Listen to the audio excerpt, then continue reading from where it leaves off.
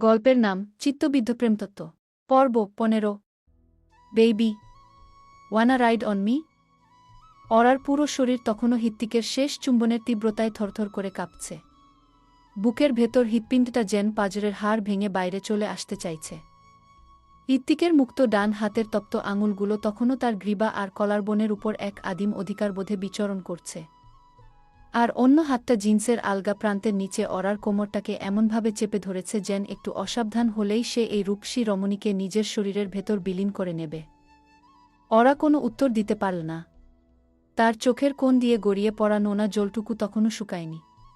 সে কেবল বড় বড় চোখ করে কুয়াশা আর চাঁদের আলোয় মিশ্রিত হৃত্বিকের সেই নীলবাদামি চোখের মনির দিকে চেয়ে রইল।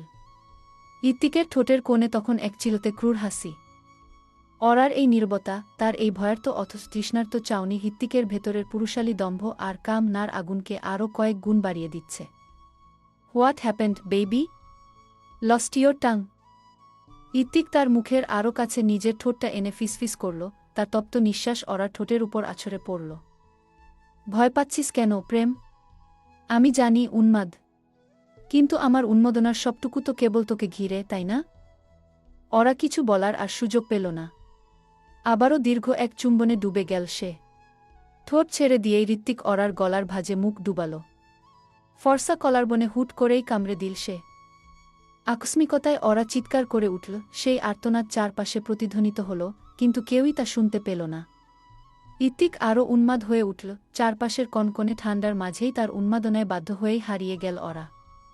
মানুষ নয়, বরং চাঁদতারা কিংবা দূরের শহর, রাতের অন্ধকার আর পাহাড়ি এই রাস্তা, এগুলোই আজ সাক্ষী হয়ে রইল হৃত্বিকের সকল উন্মাদনার। অরা বোধহয় তার সারা জীবনেও কখনো কল্পনা করেনি যে এমন একটা মুহূর্ত ঠিক তার জীবনের সাথেই ঘটবে। মিনিট 15 পেরিয়ে গেল। তাণ্ডবের পর সবকিছু আবারও আগের মতোই শান্ত হল। কিন্তু অরা সহ্য করতে না পেরে কেঁদেই ফেলেছে। তার কান্না আর এখন থামছে না। হৃত্বিক হাসবে কিনা বুঝতে পারছে না। অরাকে শক্ত করে দুহাতে জড়িয়ে রেখেছে, আর অরা তার গলার ভাঁজে মুখ ডুবিয়ে কেঁদে চলেছে।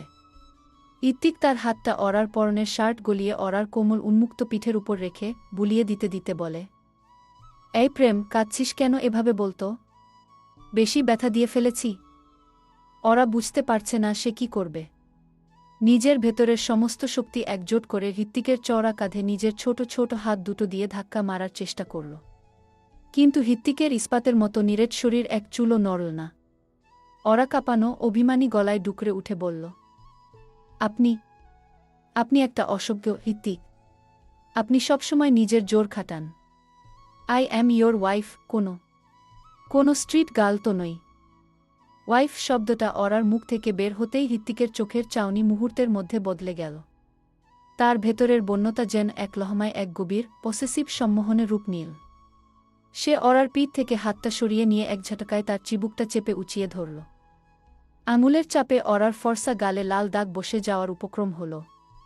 হৃত্বিক দাঁতে দাঁত চেপে হাস্কি টোনে হিসিয়ে বলল, এক্স্যাক্টলি প্রেম, you are my wife. Legally, officially and every possible way, you belong to me. আর সেই কারণেই এই মাঝরাস্তায় নিজের এত কাছে পেয়েও তোকে আমি এখনও অক্ষত রেখেছি। যদি তুই অন্য কেউ হতি, I wouldn't even bother to stop my bike. কিন্তু তোর এই ওয়াইফ ট্যাগটাই আজ তোর জন্য সবচেয়ে বেশি বিপজ্জনক হয়ে দাঁড়িয়েছে। কারণ আমার নিজের জিনিসের উপর আমার পসেসিভনেস কতটা নোংরা স্তরের তা তুই এখনও আন্দাজ করতে পারিসনি। So don't you dare to use that word to defend yourself. Aura হৃত্বিকের চিবুকের চাপ থেকে নিজের মুখটা ছাড়ানোর চেষ্টা করতে করতে বলল, তাহলে ছেড়ে দিন আমাকে। আমি ক্যাসেলে ফিরে যাব। আমি আর এক মুহূর্ত আপনার সাথে এই বাইকে থাকব না। আপনি অত্যন্ত নিচে নেমে গেছেন, আমার ভাবনার চেয়েও বহুগুণ নিচে। ছেড়ে দেব। হৃত্বিক তির্যক হাসল, তার বাম গালের সেই মায়াবী টোলটা এবার যেন এক ভয়ানক সুন্দর ফাঁদের মতো দেখাল। ক্যাসেলে ফিরে যাবি কিভাবে? হেঁটে? এই পাহাড়ি ট্রেইলে এই মাঝরাতে একলা নামলে জঙ্গলের বুনো নেকড়েরা তোকে ছিঁড়ে খাবে রে স্টুপিড। আর তাছাড়া তুই তো নিজেই বলিস, আই অ্যাম এ সাইকো। তো একটা সাইকোর খাঁচায় একবার ঢুকে সেখান থেকে এত সহজে পার পাওয়া যায় নাকি? এই বলে হৃত্বিক অরার উত্তরের অপেক্ষা না করেই তার কোমরের বাঁধনটা আরও একটু শক্ত করল। সে তার খালি হাতটা দিয়ে অরার উন্মুক্ত পেটের উপর আবার আলতো করে ছোঁয়াতেই অরা চোখ বন্ধ করে হৃত্বিকের কাঁধের শার্টটা খপ করে খামচে ধরল। হৃত্বিক অরার কানের কাছে মুখ নিয়ে হাসকি গলায় আওড়াল, তোর এই শরীরটা বড্ড উইক প্রেম, কিন্তু তোর এই ইগোটা বড্ড করা। আজ এই খোলা আকাশের নিচে তোর এই ইগো আর অবাধ্যতা দুটোকেই আমি স্টেপ বাই স্টেপ পুরোপুরি ক্রাশ করব। জাস্ট ওয়াচ মিগু। হৃত্বিক তার খালি হাতটা দিয়ে অরার জিন্সের চেইনটা আবারও আলতো করে নিচের দিকে নামাতে শুরু করল। মেটালিক চেইনের সেই মৃদু শব্দটা এই শুনসান রাতে অরার কানে কোনো এক ভয়ানক বিপদের ঘণ্টার মতো বাজল। অরা আর নিজেকে ধরে রাখতে পারল না। সে হৃত্বিকের বুকের উপর নিজের মাথাটা চেপে ধরে ফুপিয়ে কেঁদে উঠল।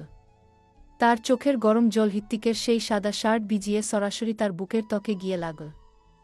অরার সেই কান্নার স্পর্শে হৃত্বিকের হাতটা হুট করেই চেইনের উপর থেমে গেল। তার ভেতরের সেই বন্য হিংস্র পশুটা যেন অরার এই এক ফোঁটা চোখের জলের কাছে মুহূর্তেই পরাস্ত হল। সে দীর্ঘ একটা তপ্ত নিঃশ্বাস ছেড়ে নিজের চোখ দুটো বন্ধ করল। কপালে আবার সেই বিরক্তির ভাঁজ ফুটে উঠল। সে বুঝতে পারে না কিভাবে এই মেয়েটার পাগলামি আর কান্নার কাছে তার নিজের তৈরি করা সব নিয়ম, সব বন্যতা শেষমেশ হার মেনে যায়। হৃত্বিক অরার চিবুকটা আলতো করে উঁচিয়ে ধরল। অরার চোখের পাতা বেয়ে তখনও জল গড়িয়ে পড়ছে, নাকটা লাল হয়ে উঠেছে। হৃত্বিক নিজের বুড়ো আঙুল দিয়ে অরার চোখের জলটুকু মুছে দিল, কিন্তু তার গলার আওয়াজ তখনও সেই গম্ভীরই শোনাল। ক্রাই বেবি, এতই যখন ভয় তখন বাঘের খাঁচায় খামচি কাটতে আসিস কেন? হাহ, ওয়ার্নিং দিয়েছিলাম না তোকে? বলেছিলাম না আমার সাথে আসিস না? তাহলে এখন কাঁদছিস কেন? আই হেট টিয়ার্স প্রেম, just stop it right now. Aura কাঁদতে কাঁদতেই হিক্কা তুলে বলল, আপনি আপনি আমাকে ভয় দেখাচ্ছিলেন? আপনি সত্যি একটা অসভ্য। অসভ্যই বটে, আর এই অসভ্যতাকেই আজীবন সহ্য করতে হবে তোর কি? হৃত্বিক একটা দীর্ঘশ্বাস ফেলে অরার জিন্সের চেইন আর বাটনটা আবার টেনে ঠিকঠাক করে আটকে দিল। অরার রক্তাক্ত প্রায় ফোলা ফোলা ঠোঁটের দিকে তাকিয়ে নিজের বুড়ো আঙুলটা আলতো করে সেখানে ঘষে দিল। তার চোখের সেই বন্যতা এবার এক গম্ভীর মায়ের রূপ নিয়েছে। সে অরার চোখের জলটুকু নিজের আঙুল দিয়ে মুছে দিয়ে অত্যন্ত রাশভারী গলায় বলল, কেঁদে কেটে একসার করেছিস, অথচ দোষটা সম্পূর্ণ তোর নিজের। বারবার ওয়ার্নিং দেওয়ার পরও কথা শুনিসনি, জেদ করেছিস। প্লিজ এখন কান্না থামা। I hate this tears baby. Next time যেন তোর চোখে জল না দেখি গু। অরা কোনো উত্তর দিল না। সে শুধু বড় বড় চোখ করে এই অদ্ভুত পুরুষটার দিকে তাকিয়ে রইল। যে লোকটা একটু আগে তাকে ছিঁড়ে খাওয়ার মতো উন্মাদনায় মেতেছিল, সেই এখন এত শান্ত গলায় তাকেই শাসন করছে। হৃত্বিক নিজের পকেট থেকে একটা সাদা রুমাল বের করে অরার মুখটা আলতো করে মুছে দিয়ে বলল, নে বাটন আটকে দিলাম, এবার শান্ত হ, নয়তো এই ঠান্ডা বাতাসে নিউমোনিয়া হয়ে মরবি, আর দোষ হবে আমার। হৃত্বিক অরার শার্টের কলারটা টেনে তার উন্মুক্ত পেটের অংশটাও পুরোপুরি ঢেকে দিল। সোজা হয়ে বস, ক্যাসেলে ফিরব এবার। অনেক রাত হয়েছে, ঠান্ডাও ক্রমশ বাড়ছে গি। অরা এবার কিছুটা জেদের সুরেই বলল, আমি এখানে বসব না, পেছনে বসবু। হৃত্বিক এক মুহূর্ত অরার দিকে তাকিয়ে রইল।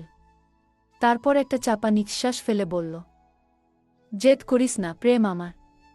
এবার কন্ট্রোল হারালে কিন্তু ভোরের সূর্য ওঠা পর্যন্ত আমরা ক্যাসেল পৌঁছাতে পারব না। মাঝরাস্তায় বাইক থামিয়ে কি হবে তা তো একটু আগেই দেখলি। নাকি আবারও সেই এক্সপেরিমেন্ট ট্রাই করতে চাস? অরা আর বলার মতো কিছু খুঁজে পেল না। বাধ্য হয়েই চুপচাপ বসে রইল। হৃত্বিক নিজের জ্যাকেটের চেইনটা সম্পূর্ণ খুলে অরাকে সোজাসুজি নিজের লেদার জ্যাকেটের ভেতরে টেনে নিল। হৃত্বিকের জ্যাকেটের ভেতরের সেই চেনা সিডারউড পারফিউম আর পুরুষালী শরীরের ওম পাওয়া মাত্রই অরার ভেতরের সমস্ত আতঙ্ক এক নিমেষেই কর্পূরের মতো উড়ে গেল।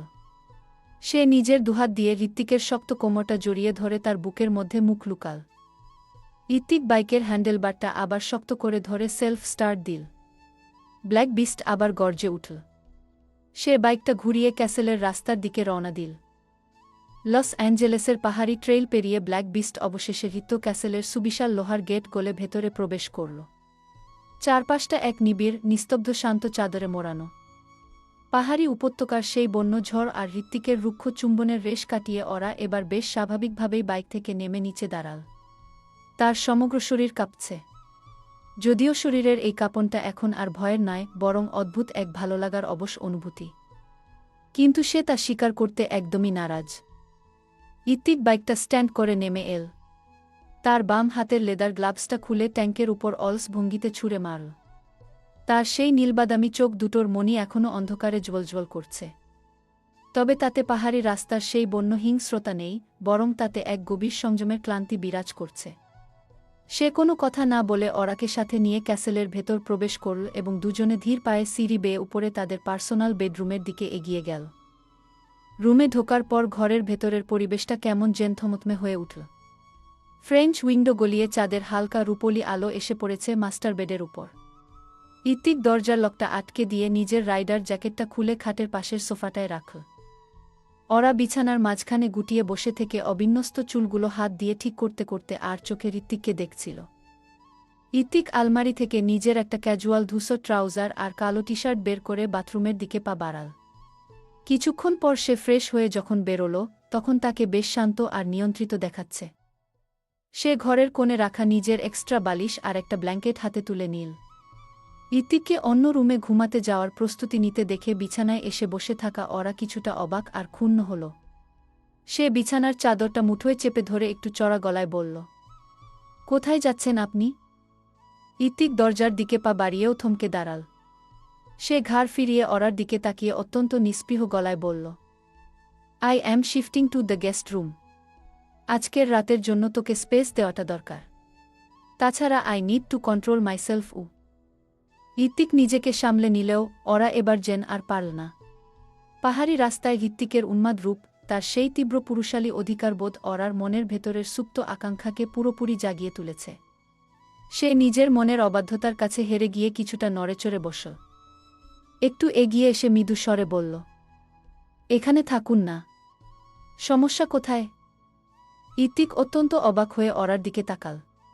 তার সেই গম্ভীর মুখের চেনা গাম্ভীর্য চূর্ণ করে ঠোঁটের কোণে এক চিলতে বিস্ময় ফুটে উঠল।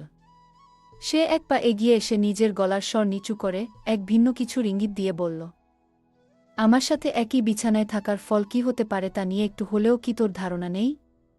I am a man and I have my limits. এরপরও তুই বলছিস এখানে থাকতে?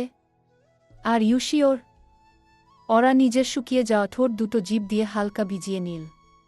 সে হৃত্বিকের চোখের দিকে সরাসরি তাকিয়ে নিজের স্বভাবসুলভ তাছাড়া আর অভিমানী গলায় কাচুমাচু হয়ে বলল, এটা তো আর রাস্তা নয় হিত্য। 4টে দেয়ালের ঘেরা আমাদের নিজস্ব ঘর। তাহলে আমার আবার কিসের সমস্যা? আপনি কি নিজের ওয়াইফের সাথে নিজের রুমেও থাকতে ভয় পাচ্ছেন? ওরার এই প্রকাশ্য উস্কানি আর সরল স্বীকারোক্তি হৃত্বিকের ভেতরের এতক্ষণের কষ্টার্জিত সংযমের দেয়ালটাকে এক নিমেষে ভেঙে গুড়িয়ে দিল। সে বালিশ ব্ল্যাঙ্কেট সোফায় ছুঁড়ে ফেলে অত্যন্ত ধীর পায়ে এক পা দুপা করে ওরার দিকে এগিয়ে আসতে লাগল। তার ঠোঁটের কোণে এবার ফুটে উঠল সেই চিরচেনা তাছাড়া ক্রূর হাসি। Oh really? আমি ভয় পাচ্ছি? ইত্তিককে খেপাতে চাচ্ছিস তুই? দেন ওকে।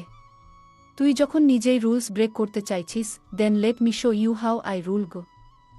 ইত্তিকের প্রতিটি ধীর ও নিয়ন্ত্রিত কদম যেন ঘরের ভেতরের শান্ত বাতাসকে আরও তীব্র, দমবন্ধ করা উষ্ণতায় রূপান্তর করল।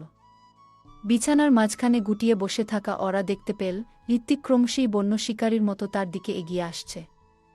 তার নীলবাদামি চোখের মণি দুটো এই মৃদু আলোয় এক অদ্ভুত, সম্মোহনী কামনার আগুনে জ্বলছে। ওরার বুকের ভেতরটা তীব্র এক দ্বন্দ্বে ছটফট করে উঠল।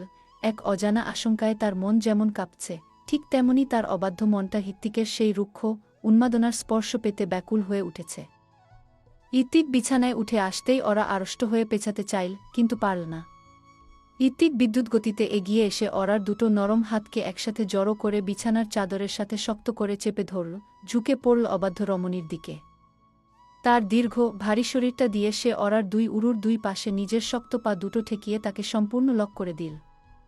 ওরা এখন হৃত্বিকের সুগঠিত ও চওড়া শরীরের নিচে পুরোপুরি অবরুদ্ধ, এক চুল নড়ারও সাধ্য নেই তার। হৃত্বিকের এই মারাত্মক পুরুষালী রূপ দেখে ওরা ক্রমশই ভয় পেতে শুরু করল। তার চোখের মণি দুটো কাঁপতে লাগল। সে হৃত্বিকের তপ্ত নিঃশ্বাসের ঝাপটা নিজের মুখের উপর অনুভব করে মৃদু আর্তনাদ করে উঠল। হৃত্বিক, কি করছেন এটা? ছাড়ুন আমাকে প্লিজ ইত্ত। কিন্তু হৃত্বিক থামল না। ওরার এই ভয়ার্ত আকুতি যেন তার ভেতরের উন্মাদনা আর নেশাকে আরও কয়েক গুণ বাড়িয়ে দিল। সে অরার মুখের আরও কাছে নিজের ঠোঁট দুটো এনে অত্যন্ত হাস্কি টোনে রাশভারী গলায় ফিসফিস করল। হিস, ডোন্ট মুভ বেবি। তুই নিজেই তো এটা চেয়েছিলি, তাই না? তাহলে এখন এত ছটফটানি কেন? হাহ। আপনি সবসময় কথার ভুল মানে বের করেন হৃতিক। আমি শুধু আপনাকে আপনার রুমে থাকতে বলেছিলাম, তার মানে এই নয় যে আপনি আমার উপর এভাবে কি প্রেম আমার? হৃতিক অরার কথা কেড়ে নিয়ে তার চিবুকটা নিজের শক্ত বুড়ো আঙুল দিয়ে উঁচিয়ে ধরল। তার আঙুলের চাপটা এবার ব্যথাদায়ক নয়, বরং তীব্র এক সম্মোহনী চাদরে মোড়ানো। সে নিজের মুখটা অরার কানের লতির ঠিক কাছে নিয়ে গিয়ে অত্যন্ত নিচু, পসেসিভ টোনে বলল, তুই কি সত্যিই এতটা ইনোসেন্ট, নাকি নেকামি করিস? সত্যি করে বলতো আমায়। অরা বলার মতো কিছু খুঁজে পেল না। এতক্ষণ ভয় না করলেও এবার তার হাত পা কাঁপতে শুরু করেছে। এদিকে হৃতিক অরার দুহাত নিজের এক হাতের মুঠোয় শক্ত করে ধরে রাখল, আর তার মুক্ত ডান হাতখানা অত্যন্ত ধীরগতিতে অরার পরনের থাকা নিজের সাদা শার্টের উপর দিয়ে স্লাইড করতে করতে নিচের দিকে নামাতে লাগল। তার তপ্ত রুক্ষ আঙুলগুলোর ছোঁয়া শার্টের পাতলা কাপড় ভেদ করে অরার ফর্সা উন্মুক্ত কোমরের ত্বকে গিয়ে আছড়ে পড়ল।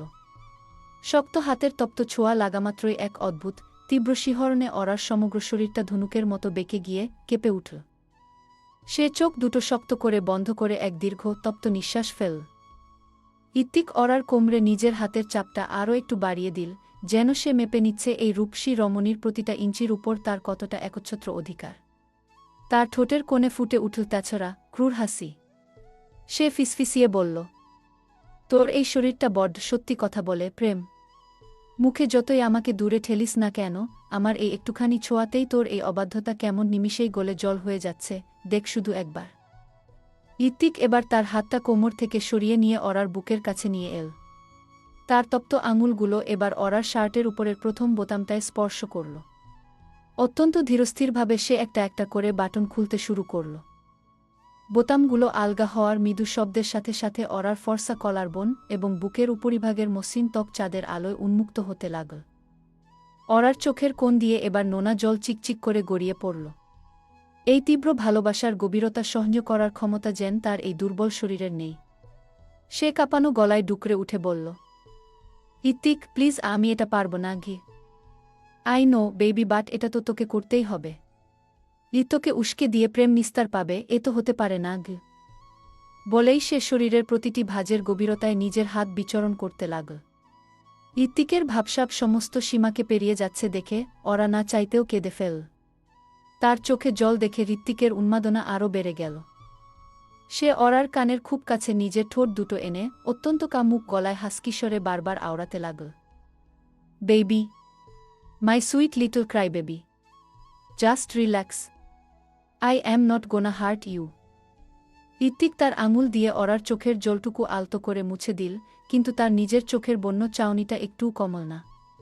সে অরার উন্মুক্ত হতে থাকা গলার ভাঁজে ও কলারবনে নিজের তপ্ত ঠোঁট জোড়া ডুবিয়ে দিল।